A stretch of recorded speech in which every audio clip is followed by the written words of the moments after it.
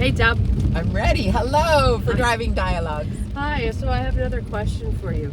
Okay. Last question, I promise, for the day, because you know what? It's heavy stuff talking about death all the time, so we do need to take breaks. When do you find the grieving process starts for people? I guess when you find love, right? They go hand in hand, don't they? Deb, that's powerful. Right? Like, you know, I mean, having said that, you can still grieve people where you don't love them, but it's different. And I think in the context you're asking me is around what we see at hospice with grief, right?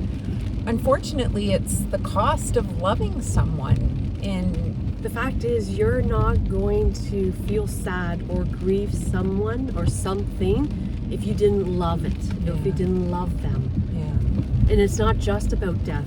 The loss of a job, if you really loved your job. For sure, you right? would grieve that. Yeah. If you really loved a certain memento and it was burned in a fire, you would grieve that loss. Do you know what else we see at hospice oftentimes is people coming and they're grieving the loss of their retirement, right? They've moved up to our location, they've retired, they had plans.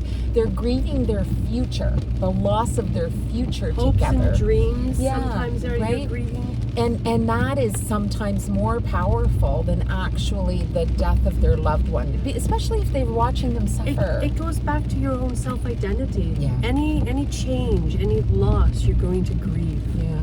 And grieving is normal. Oh, so normal. Let me tell you, what you need to do, you know how you can help somebody who's grieving a loss? Have a chat with them. I love the fact that you have the tea ready to go, because really people just need to express themselves. They need to open up and have somebody there unconditionally listening to them. And not saying, yeah, well, this is what I went through. Not inserting their own personal agenda. Or the horrible things. We did a whole dialogue on this around things not to say, right? Oh, he's not in suffering. He's out of pain. He's out of, please, those are my pet peeves too. Right? And this isn't the time. It's never the time.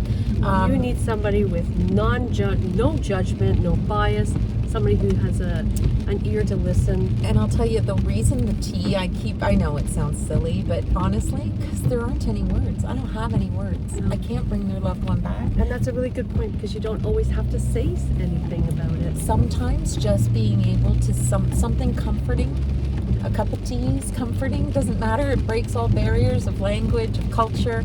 And it allows us, and we do this with our nursing team as well. It's our way for us to stop, to honor. We always do a little cheers to the person who we've just said goodbye to, because we're privileged to have cared for them.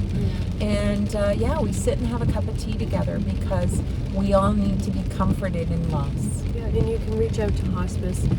Sarah is our social worker, 705-549-1034. She can help with the intake process.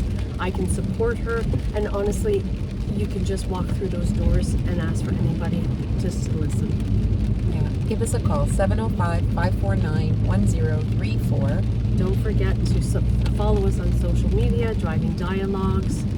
And until next time, Take care. Take care.